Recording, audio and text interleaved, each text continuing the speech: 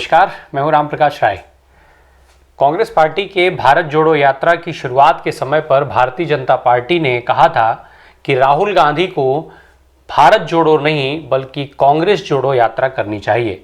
पीछे की वजह थी कांग्रेस में तमाम नेताओं के द्वारा छोड़ी जा रही पार्टी, तमाम ऐसे बड़े नेता, बड़े नाम जो हाल के समय में पार्टी से लगातार जुदा हो रहे हैं, पार्टी को छोड़ करके दूसरी जगहों पर गए। चुनाव के पहले और चुनाव के बाद तमाम ऐसे नेता जो दशकों से पार्टी के साथ जुड़े हुए थे, उसमें से कई ऐसे नेता भी रहे जो पार्टी के साथ संगठन में जुड़े रहे, कई प्रदेशों के मुख्यमंत्री रहे। इसके अलावा बेहद महत्वपूर्ण पदों पर महत्वपूर्ण जिम्मेदारियों का उन्होंने निर्वहन किया।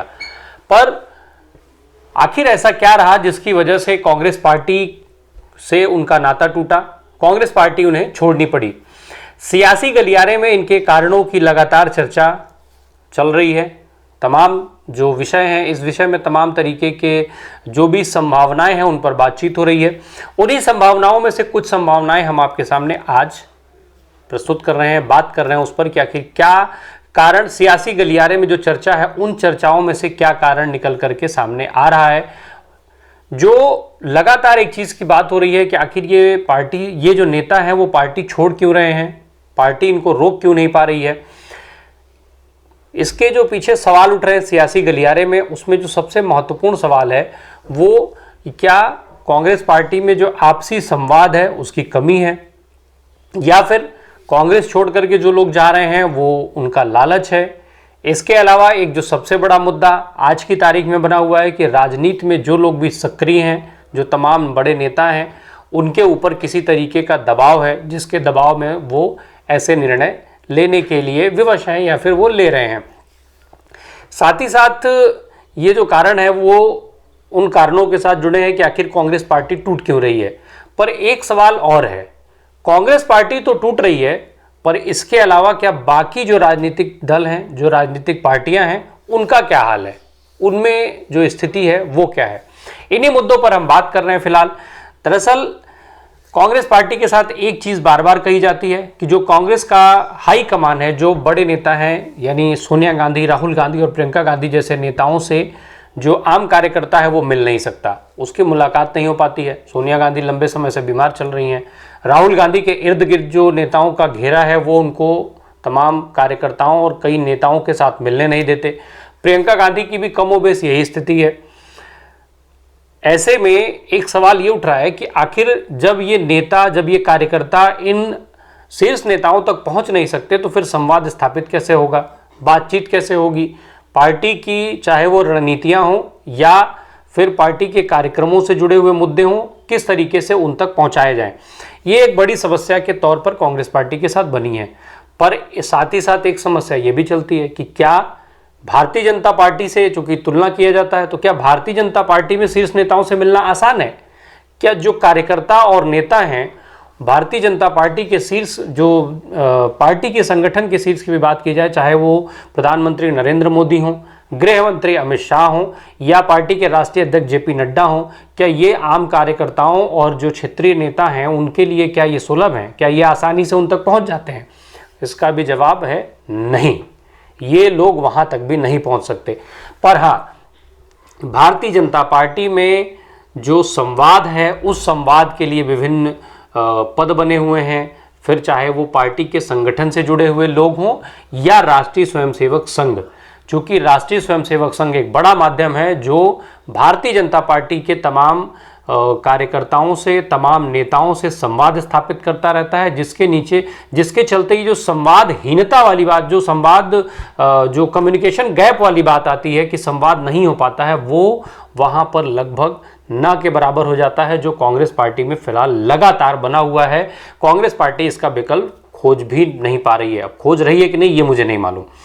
इसके अलावा जो कारण है जिस पर बात हो रही है कि जो वर्तमान परिस्थितियां हैं राजनीति में, उसमें दल कोई भी हो, उससे जुड़े हुए जो नेता हैं, जो कार्यकर्ता हैं, वो चाहते हैं कि उनके पास जिताऊ नेता हों, जो उनको वोट दिलवा सकें, जिनकी बदौलत वो चुन करके और विधानसभा, विधान परिषद, राज्यसभा, लोकसभा जैसे सदनों में प्रवेश कर सके, सदन में जा सके, वहां पर उपस्थिति दर्ज करा सकें।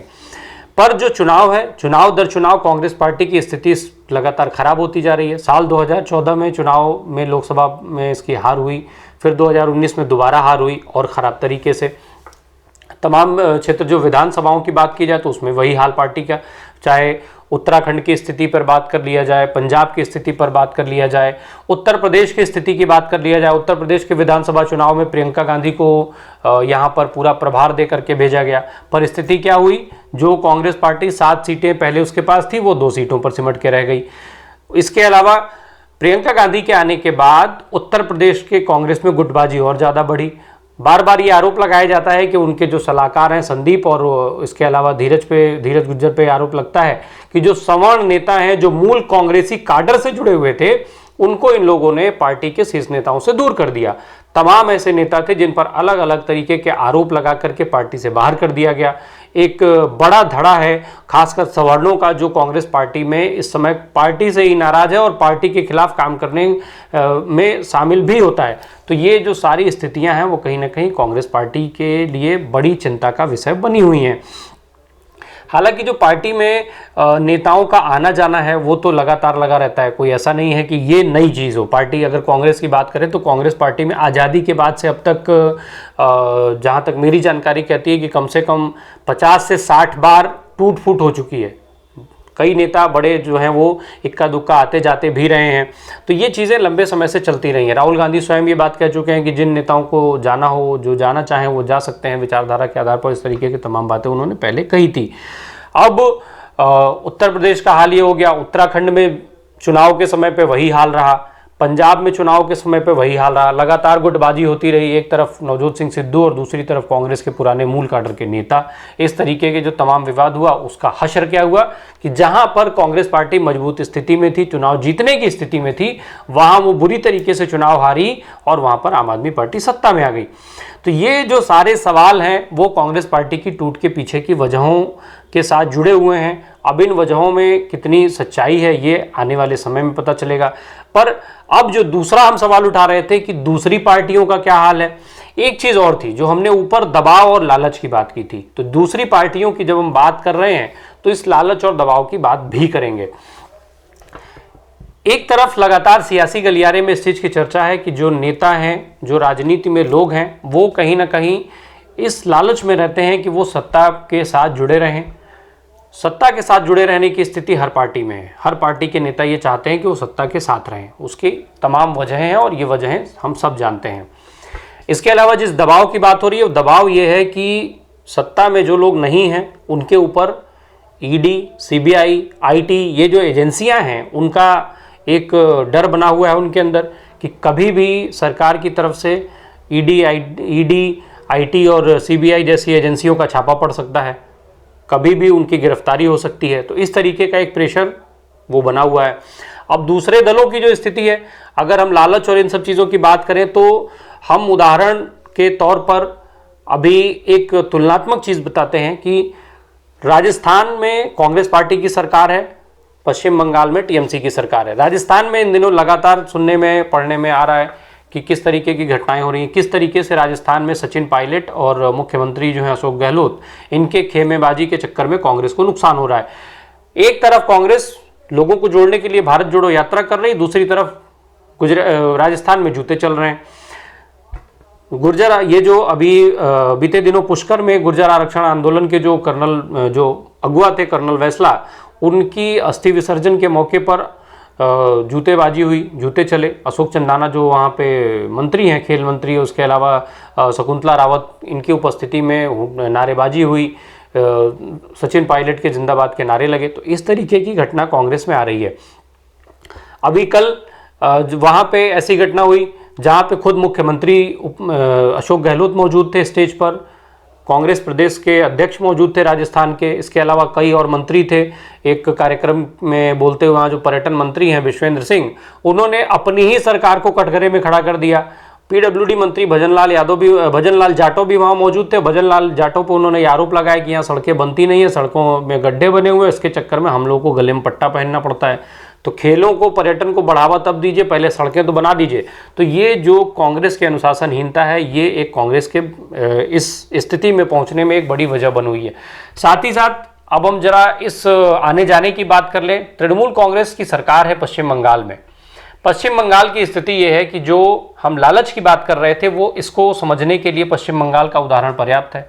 कई ऐसे नेता रहे जो पहले टीएमसी से जुड़े रहे, चुनाव के पहले वो भारतीय जनता पार्टी में शामिल हो गए। क्योंकि केंद्र में भारतीय जनता पार्टी की सरकार है, टेम्पो हाई हुआ था भारतीय जनता पार्टी का, लगा कि भारतीय जनता पार्टी टीएमसी पश्चिम बंगाल में कुछ कर लेगी।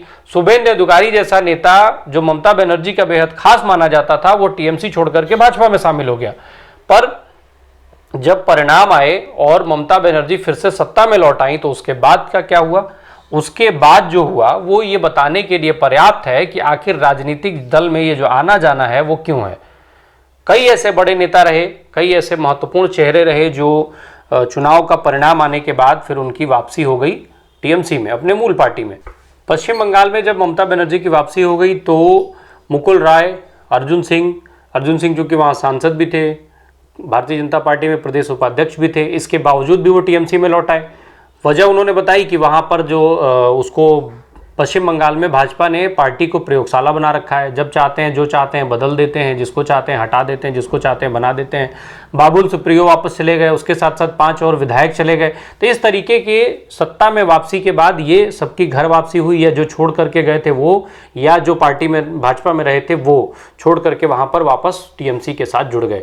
इसके अलावा एक चीज़ जो अरविंद केजरीवाल, जो अभी भारतीय जनता पार्टी के द्वारा तमाम राज्यों में टूट फूट की बात हो रही है, पार्टी तोड़ने, कांग्रेस तोड़ने की बात हो रही है, जिसका नारा भाजपा ने भारत जोड़ो यात्रा के साथ दिया था कि भारत जोड़ो यात्रा के साथ उन्होंने ये नारा दे दिया था कि भारत कांग्रेस छोड़ो, कांग्रेस तोड़ो। जैसे जो भारत, उन्होंने नारा तो कांग्रेस छोड़ो का दिया था, जो आगे चल के कांग्रेस तोड़ो बन गया है।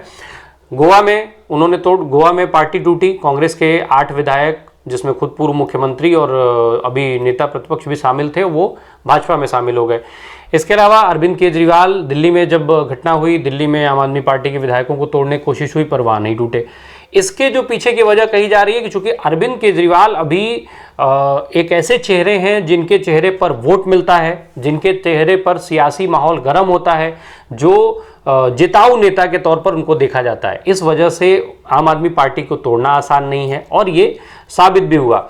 वहीं अगर महाराष्ट्र का उदाहरण लिया जाए तो महाराष्ट्र में महाविकास आघाड़ी की सरकार गिरी। इसके अलावा शिवसेना में बड़ी टूट फूट हुई, 2/4 से ज़्यादा नेता शिवसेना छोड़ करके चले गए।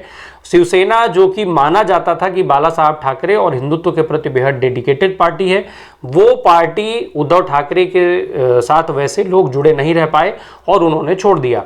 अब इसके पीछे के क्या कारण कहे जा सकते हैं कि जैसे ही भाई वहाँ तो सत्ता भी थी, सत्ता में बने हुए लोग, वहाँ फिर भी पार्टी टूटी और वो चले गए, तो उनकी अपनी व्यक्तिगत महत्वाकांक्षाएं रही होंगी। इसके अलावा जो हम पूर्वोत्तर का अगर उदाहरण लेते हैं तो अरुणाचल प्रदेश, मणिपुर, ये जो तमाम हिस्से हैं, इसमें पार्टी जो वहाँ पर कांग्रेस से लेकर के तमाम पार्टियों में जो टूट फूट हुई, वो उसके जो कारण रहे, क्योंकि वहाँ एक अलग सियासत है, वहाँ की जो सियासत है, उनके जो समीकरण है वो बिल्कुल अलग तरीके के हैं। वहाँ पे अक्सर ये देखा जाता है कि जो दल हैं वो सत्ता में बैठे दल के साथ जुड़े रहना चाहते हैं, जो नेता हैं वो सत्ता के साथ जुड़े रहना चाहते हैं, वो शायद उनकी ज़रूरत भी है, इस वजह से वहाँ पे ये चीज़ें होती रही हैं। अब झारखंड में फिर तैयारी है, झारखंड में अभी एक बार तो बच गए पर कब तक बचेंगे पता नहीं। तो ऐसी तमाम सारी चीज़ें हैं। इसके साथ साथ एक चीज़ और देखी जा सकती है कि जो लोग छोड़ करके जा रहे हैं वो कौन है, कौन से ऐसे नेता हैं जो पार्टी छोड़ करके जा रहे हैं, फिर चाहे वो कांग्रेस के हों, आम आदमी पार्टी के हों, शिवसेना के हों, किसी भी दल के। खास करके ऐसे नेताओं ने पार्टी के अपनी अपने पार्टियों का साथ छोड़ा, जो जैसे 2019 के बाद कांग्रेस से तमाम बड़े चेहरे निकल करके भारतीय जनता पार्टी के साथ जुड़े, कुछ ही समय के बाद चाहे फिर वो ज्योतिरादित्य सिंधिया हों, आरपीएन सिंह हों, इस तरीके के तमाम बड़े चेहरे। तो ये वो लोग थे जो ज्योतिरादित्य सिंधिया को भाई सत्ता विरासत में मिली थी, राजनीति विरासत में मिली थी, सब कुछ उनका कांग्रेस में था, बाद में वो भाजपा में चले गए। कारण भाई वो वहाँ पर कमज़ोर पड़ रहे थे, उन्हें खुद को मजबूत करना था। तो ये एक उदाहरण के तौर पर लिया जा सकता है। इसके अलावा जिन नेताओं की अपनी खुद की आइडियोलॉजी नहीं है, जिनके लिए केवल और केवल पावर में रहना मायने रखता है, उनकी मजबूरी है कि वो ऐसे दलों को छोड़ दे जिनमें वोट दिलवाने वाले नेताओं की कमी हो, जिनमें जिताऊ चेहरा ना हो। तो वो उनकी एक राजनीतिक मजबूरी भी बनती जा रही है। इसके अलावा जो भ्रष्टाचार से किसी तरीके से जुड़ा हो, किसी भी तरीके के भ्रष्टाचार में शामिल रहा हो, तो वो डरेगा ही डरेगा, उसकी मजबूरी है डरना। तो उस डर के कारण भी वो पार्टी को छोड़ रहे हैं। अब ऐसे में ये तमाम सारे जो कारण हैं, इन कारणों के बीच से कौन सी पार्टी से नेता छोड़ करके किस कारण से जा रहे हैं, ये तलाश करना पार्टियों का काम है, पार्टियों की जिम्मेदारी है। अब पार्टियां इसमें कितना कामयाब हो पाती हैं, चाहे वो कांग्रेस हो, शिवसेना हो या कोई भी दल हो, पार्टियां इसमें कितना कामयाब होती हैं, क्या नए तरीके निकालते हैं जिससे वो पार्टियों से जाने वाले जो उनके नेता हैं, मूल काडर के नेता हैं, उनको रोक सकें, या फिर ऐसे नेता जो रोकने के तमाम प्रयासों के बाद भी रुकने वाले नहीं हैं, उनके साथ पार्टी कैसे डील करे ताकि वो इतने राजनीतिक हैसियत में भी ना बचे रह पाएं जो सामने वाली दूसरे पार्टी से नेगोशिएशन कर पाएं। तो ये जिम्मेदारी पार्टियों की है और ये पार्टियां ही इस पर उचित कदम उठा पाएंगी और इस तरीके के घटनाओं को रोक पाएंगी। धन्यवाद।